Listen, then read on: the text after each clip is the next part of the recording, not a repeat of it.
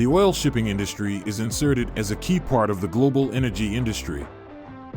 In this video, we are going to explain how this industry works and the key factors on which it depends, so that you can make your investment with as much knowledge as possible. Oil and natural gas, together with their derivatives, account for more than 50% of global energy consumption, and together they are the main energy sources. Oil alone satisfies almost 30% of the world's demand. In this graph, we can see how, throughout the 20th century, as the world economy has developed, its consumption has not stopped growing. Oil is, therefore, the main engine that drives developing economies. However, oil enjoys more diversified demand than it may seem. Although it is associated with diesel and gasoline, this raw material is essential in many industries, especially petrochemicals, as we can see in this graph. Products such as plastics, asphalt for roads, lubricants, paraffins, detergents, many fertilizers from the agri-food industry and medicines, as well as many cosmetics and paints, as well as synthetic fibers, are created from petroleum. Therefore, the future of this industry, although highly dependent on the facet of oil as a fuel, has many possible uses that make it remain a top-tier raw material. Its demand as energy is growing, and its demand in other industries is growing as well.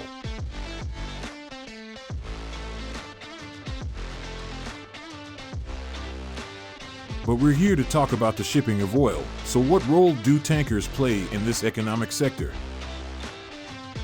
Basically, they cover the distance that separates producing countries from consuming countries, as they are usually not the same. This task of coordination between producers and consumers is what allows energy to flow around the world to the right places. As we can see, the main producers are the countries of North America and the Persian Gulf. However, the main consumers will not be exactly the same, as countries such as China, India, or Japan need a large amount of oil that they cannot produce, not to mention the heart of Europe and especially Germany, whose industry requires a large amount of fuel that it cannot produce on its own. Consequently, these data allow us to introduce the next fundamental point in the maritime transport of oil. What are the main routes linking producer and consuming countries? Well, although there are secondary routes, in the image we see the main ones. Of course, the general rule is that they start from the producing countries and go to the consumers. Routes are an essential element to understand this business. Sailing them involves different durations and exposes fleets to different risks. In addition, there are critical points such as the Panama Canal or the Red Sea that can function as bottlenecks for global distribution. All these factors have a significant impact on the price of freight and therefore on the profits of the companies. For example, in the Red Sea crisis of 2024 and also due to low water levels in the Panama Canal, ships have had to make long detours through Africa and South America. When this happens, the average shipping time increases, so tankers spend more time busy on each order. Thus, in order to meet all the orders, more tankers would be needed. But the supply of them is very inelastic, since it takes 2 years and a large capital outlay to build them, so the market's reaction is usually to raise rates as the consequent increase in profits of the companies. In this way, the investor in this type of business must pay special attention to events that alter the routes, such as conflicts or solutions that modify the usual flow. As you can see, the main routes have different lengths and cross different geographical areas. The industry, over the decades, has optimized its ship design policy to accommodate this. Thus, there are ships specialized in different distances or ships specialized in crossing certain points, such as the Panama Canal or the Suez Canal. Each of them has its own acquisition costs, maintenance costs, and also its own fees. In a brief way, we can review the main ships. On the one hand, small Aframax are ideal for ports and terminals with size limitations. They have a tonnage between 80,000 and 120,000 dwt. On the other hand, Suezmax is named for the size restrictions of the Suez Canal and has a typical load of between 120,000 and 200,000 dwt. At the top of the ship pyramid, we have VLCCs, which are vessels capable of carrying between 200 to 320,000 dwt and are mainly used on long-haul routes such as the Middle East to Europe or America.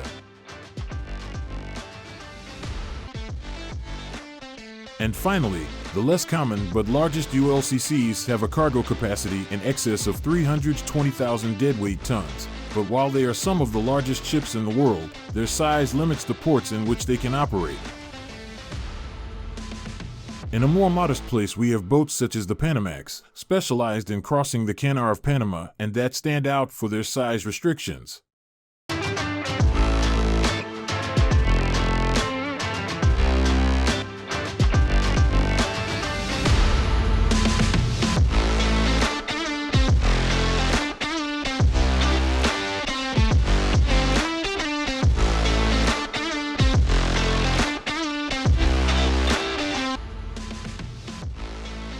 Another important factor that we should keep a close eye on before investing in a company is the age of its fleet. A typical tanker has an estimated useful age of 20 years, although this is so for legislative reasons and depends on each flag under which it sails. If we're being rigorous, most ships could operate after 20 years if the rates can defray the rising costs of maintenance. In fact, many of them do it in the shadows. But here we are going to take the figure of 20 years as the end of the ship's life. It should also be noted that from the age of 15 onwards, periodic inspections must be carried out, which causes ships to be in dry dock for a long time, generating expenses without being productive. For this reason, and generally speaking, the younger the fleet, the more regular it will be able to operate and have a higher margin, although it should be monitored how much debt the company has taken on to build such a fleet.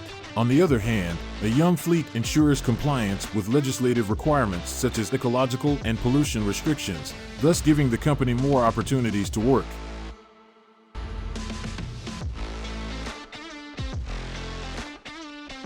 If we are interested in getting to know the companies in this industry, we must, in short, know all the relevant data of their fleets, the type and number of ships, as well as their exact capacity.